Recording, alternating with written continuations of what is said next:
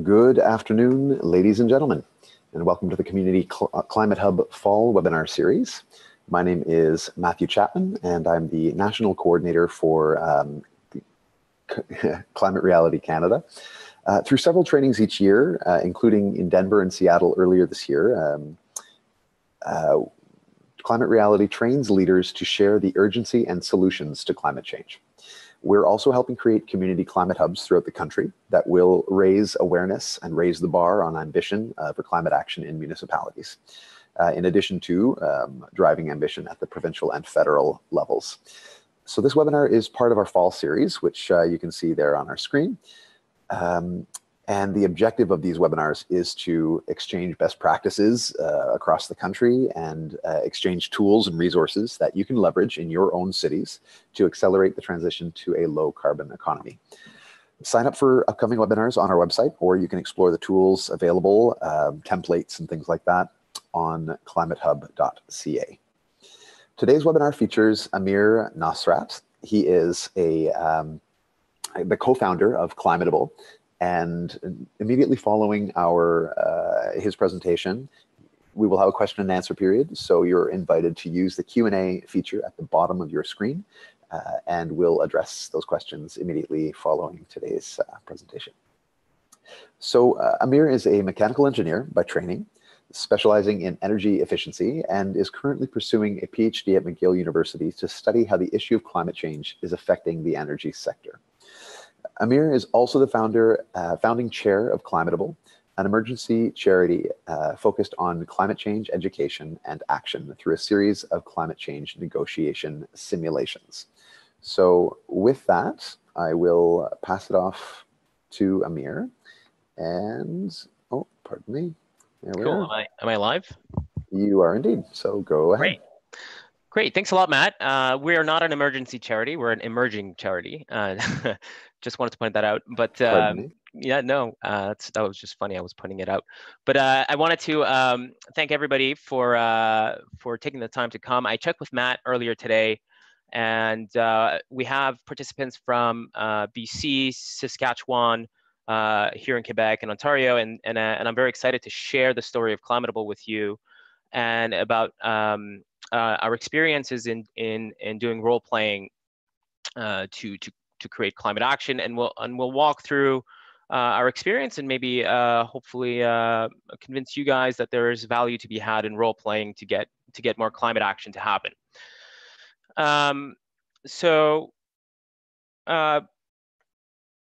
To sort of give some context, the story of ClimatAble started a few months before the Paris Agreement, and there was at that time there was a bunch of students at McGill University who were interested in learning more about what COP21 meant for the issue of climate change. And when we started talking to each other about different ways of learning about it, we realized that the demand for learning about the Paris Agreement, at that time it wasn't the Paris Agreement, but about learning about what the upcoming agreement would mean, was particularly high in our community. And so we decided to come together to form a simulation, a model UN, so to speak, to try to understand what negotiators are talking about and what are the specific controversies related to COP21. When we did this, none of us had any experience in climate negotiations. We didn't really know much about climate change. Myself, I had just started my PhD, so I was looking to use this as an opportunity to learn more about climate policy and international climate negotiations. And so the way we got started, essentially, we reached out to Dr. Catherine Potvin. She is a tropical rainforest ecologist, and she used to represent Panama in international climate negotiations for a number of years. So she had a lot of experience in how these negotiations worked and operated, and she gave us some really good advice about how to organize a simulation of international climate negotiations. We did some research, and I mean, I don't think it takes a genius to realize that international negotiations are quite complex. there's a couple of factors that make them so. And so to start with, there's the volume of information. It's very overwhelming to participate, and there's no way any one person can stay on top of all the different conversations that are happening. On top of that, there's parallel conversations that are happening at the same time between different national delegates on different topics. And so this adds to difficulties in coordinating how to move forward on different issues. What's more is that delegate resources have a disparity in their delegation sizes and in their access to knowledge and preparedness. This means that somebody who represents, let's say, a least developed country or a small island state in the Pacific Ocean, they have to negotiate with someone who is as sophisticated as the European Union or the United States or Canada in terms of their ability to negotiate it and in terms of the resources that they have to really push their agenda. There are coalitions, which allows for alliances and resource pooling, and there are NGOs that add to the conversation. And if this wasn't enough, everybody has to agree to everything. So you can imagine that adds a lot of frustration in making international negotiations successful.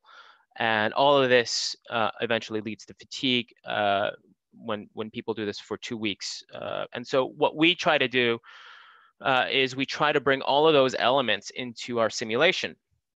And this is what we came up with. We came up with a model UN where we have a president on the top. So when we started, we had Catherine Potvin, our tropical rainforest ecologist, to actually serve as the president, because she had the experience of what it was like to portray the symbolic power of the presidency. And we divided participants into 3 different contact groups, and each contact group was essentially tasked with negotiating a particular segment of the Paris Agreement. And there were different issues at play. There was emission reduction commitments. There was the issue of the timeline in which those reductions were going to happen, and finally there was the issue of finance. How much money, or how developed countries will be allocating money to developing countries to help cope with the commitment to stay within 2 degrees. You'd also notice that we have NGOs here in our model. They were amongst the participants trying to influence the conversations. When I say NGOs, they were acting as NGOs. They were actual real NGOs. And we call this event Model United Nations Framework Convention on Climate Change, or MUNIF 3C, because there's 3 Cs, and we wanted something catchy. We're still working on the name, but this is essentially intended to be a simulation of international climate negotiations, or of COP, specifically Conference of the Parties, which is the convening body of the UNFCCC. To give you an idea of what the snapshot of the day looks like, we bring people in. We prep people actually quite a few days before, and people show up 8 a.m. on the day of the simulation of the role playing. They come in, they register, they receive a welcome message from the organizers, and then we tell them to start role playing. After which they receive a message from the president, and then they are expected to go meet with their other national delegates and their coalitions. And it is during that time where they devise their strategies for the day and decide on what are their priorities, not only as national delegates, but also as coalitions. They come back for a plenary discussion where every participant is involved, and each participant is expected to present what they hope to accomplish for the day, which is also representative of how real climate negotiations work, where countries stipulate what they hope to accomplish by the end of international climate negotiations. After that, they go into 3 contact groups. So you can see here in the upper or the lower left-hand corner, that's a contact group. That one specifically happened in our second simulation, and they're talking about issues related to technology transfer and capacity building. And each contact group, again, is facilitated by 2 chairs. So the 2 chairs are the organizers, it's us. And they facilitate the discussion until we hit the closing plenary, after which the chairs present the progress of the day, and the participants are supposed to air any final grievances or agreements during the closing plenary. And if everybody is not on board, that is, if there is no consensus, then essentially all the negotiations for the day collapse, and people are asked to go back to the drawing board to figure out how to move forward. And then from there, we move on to a social. After after the closing plenary, we tell people to stop role playing. After which we do a debrief and ask them how they feel about how they felt about their experience and what they learned. That takes about half an hour. And from there, we move on to a social where we get to know each other and start talking about, climate change outside of this role-playing context.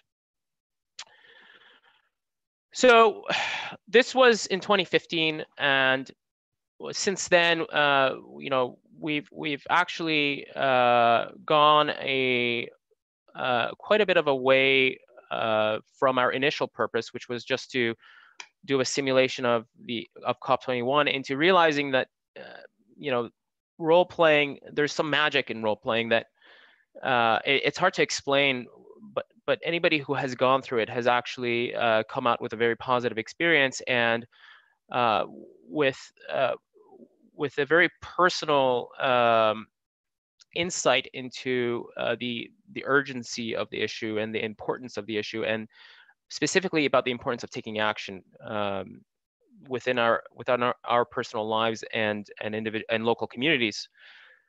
So the MONEF 3C 2015, our first Model UN, took place in November of 2015. So that was during COP21. We thought it was a fluke, honestly, when we first started, that people are into this. We had about 60, 70 people show up for our first simulation. And we decided to try it again next year in November 2016.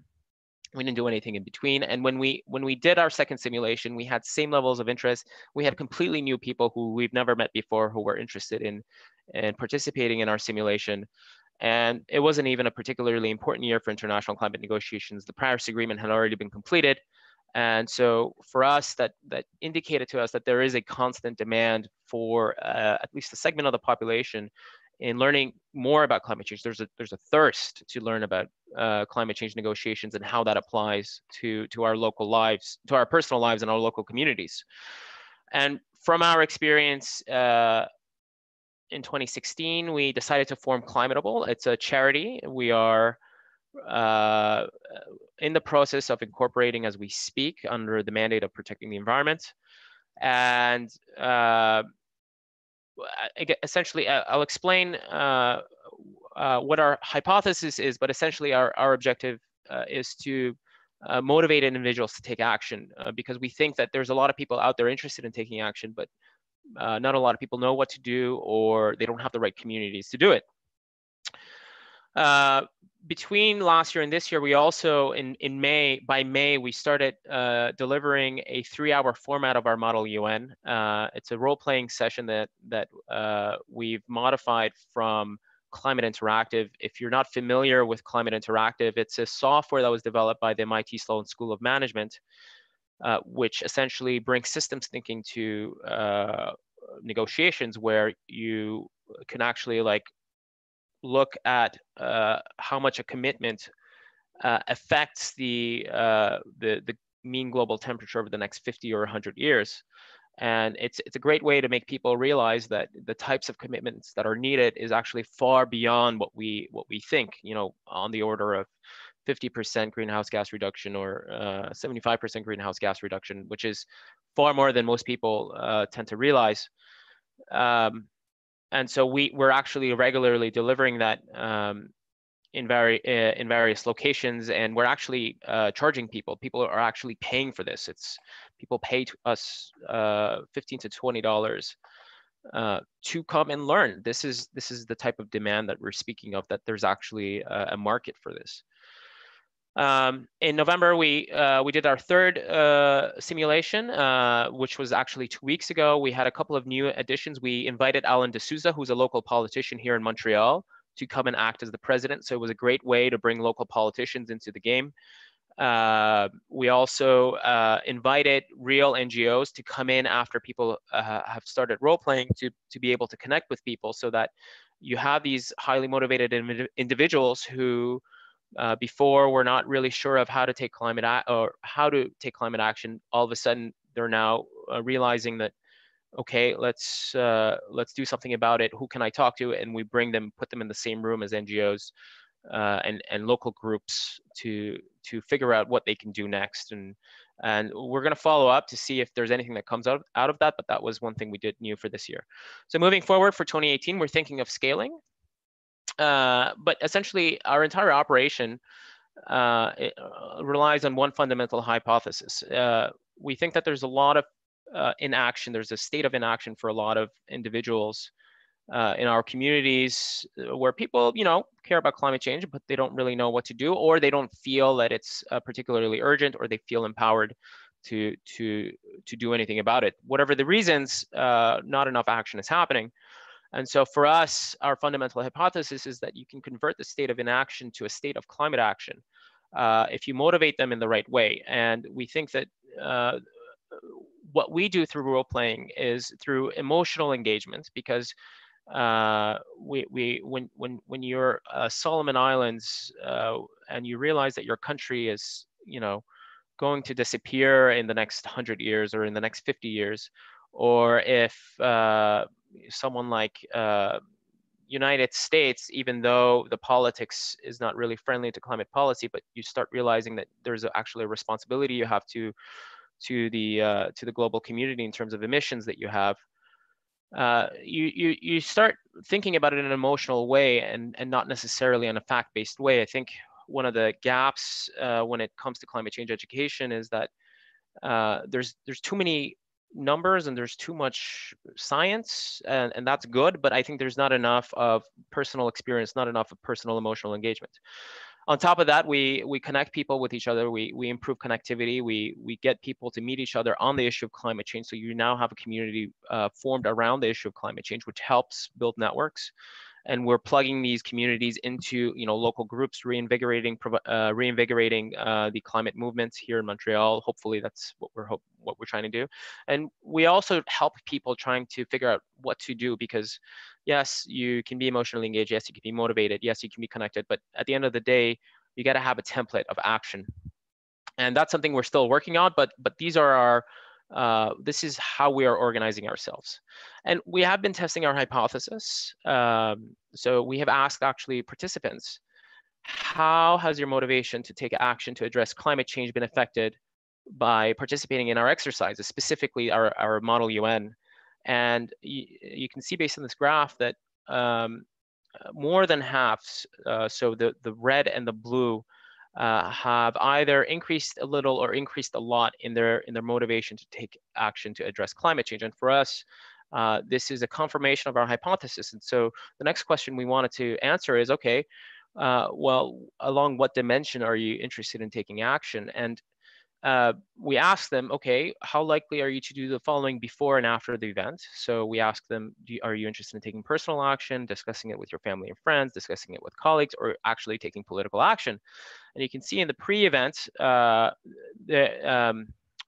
colors are not super clear, but blue is essentially, it's very likely for people to take action. And green on the opposite end of the spectrum is unlikely to take action. And you can see that on the left-hand side, which is the pre-event, people are less motivated or less likely to take action as compared to the right-hand side, which indicates willingness of people to take action on these dimensions after the event. And for us, what's most striking is the willingness to take political action, because I think a lot of people realize, like it's international climate negotiations, as important as they are, it's really not enough to be able to deal with, the scale of the issue. And what you're seeing, the results you're seeing here is the population impact. And we even actually traced individuals, and what we see here in the population actually was also reflected in the personal impact. A third of individuals that we observed in our data registered an increase in willingness to take political action. So again, confirmation of our hypothesis to an extent, and for us, I think this tells us that role playing is actually a good way to motivate people to take climate action. And so fundamentally, what is our value proposition, and how are we thinking about contributing to the movement here in Canada and perhaps beyond, is that we want to motivate individuals to take climate action. I think a lot of people want to, but sometimes they just need a kick. And this is a great positive way to do that. And we build community around the issue of climate change. I think this is important to do, because if there is no community, I think it's going to be a lot more difficult to address the issue. And I think finally, we make people realize the time to take action is now. And we do this through our two programs. We have two programs right now, which is the one-day Model UN of international climate negotiations, what we call MUNF3C, and our 3-hour role-playing exercise, which is again based on climate interactive software. You know, this is to point out that, you know, what we're doing, you know, it's not cutting edge. We're not the first people to figure it out, but we stumbled into something that has a little bit of a secret sauce in terms of getting people to do stuff. Every year we've done this, both in our annual event and in terms of the 3-hour format. It surprises me every time how interested people are, and how revelatory it is for people to understand. Okay, like climate change is much more serious and much more urgent than they ever thought it was. And so if you're interested in bringing these programs to your community, we want to help. Again, it's in our plans to scale. And so if you want us to help you, feel free to fill out this Google Forms that we put here. It's a bit.ly link, but it directs you to a Google form. I think we can share it in the chat box. I think Matt just did that. And yeah, and we also are humble in our abilities and in our knowledge in motivating action. So if you know of a great way to get people to motivate action, help us improve our techniques and let us know. Maybe we can help organize. Again, we're forming an organization that is committed to generate climate action. And you can email us there at munf3c@gmail.com. Like us on Facebook, and just final departing words. You know, we're just a bunch of students / young professionals who are just interested in doing something, and we ran into something innovative, and we decided to be entrepreneurial about it. And we're having a lot of fun, and we encourage everyone who's listening to be entrepreneurial and to be innovative, and I think that's important for the cause, because we need all hands on deck. And if you have a good idea, then we encourage you to do it. You'd be surprised in how much people are interested in addressing climate change, and how much demand there is for solutions. With that, I will take questions. And this is our board, by the way. Sorry. Terrific. Thank you. Thank you so much, Amir. We'll run off to questions in just a second. I just want to give a quick pitch of the Climate Hub campaign for those who haven't heard it. So if you have heard it, you can tune out for 2 minutes. And if you haven't, then here we go. Before I do that, though, this is another example of today's webinar is an example of. Am I sharing all right? Are you seeing this watch party, Amir? Does that work for you? Are you seeing my screen now? Okay, good.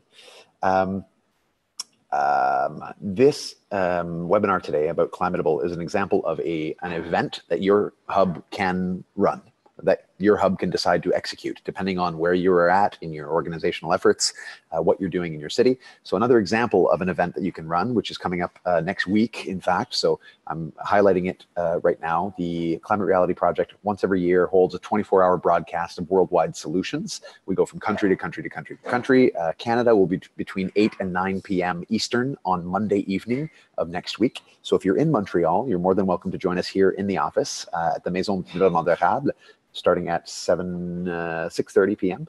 And we'll be having drinks and dinner together at our expense. So if you're in the city, check out our Facebook page and you can join us here.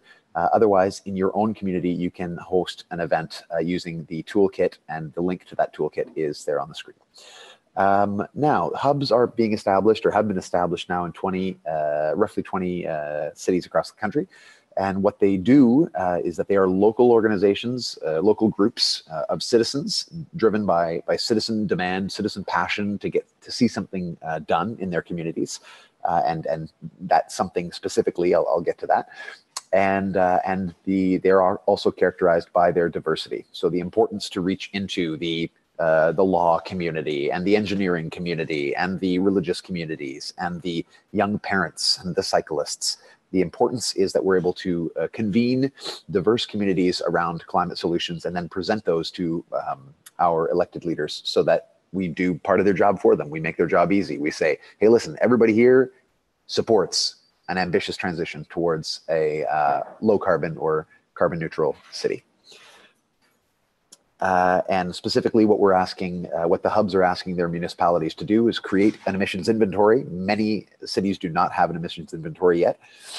Set an emissions reduction target, develop a plan to reach that target, implement the plan, and monitor the progress and report results. All of these places are prime opportunities for citizens to get engaged and for them to support the adoption of an ambitious target, the implementation of the plan, etc. And how do we help Climate Reality from Montreal?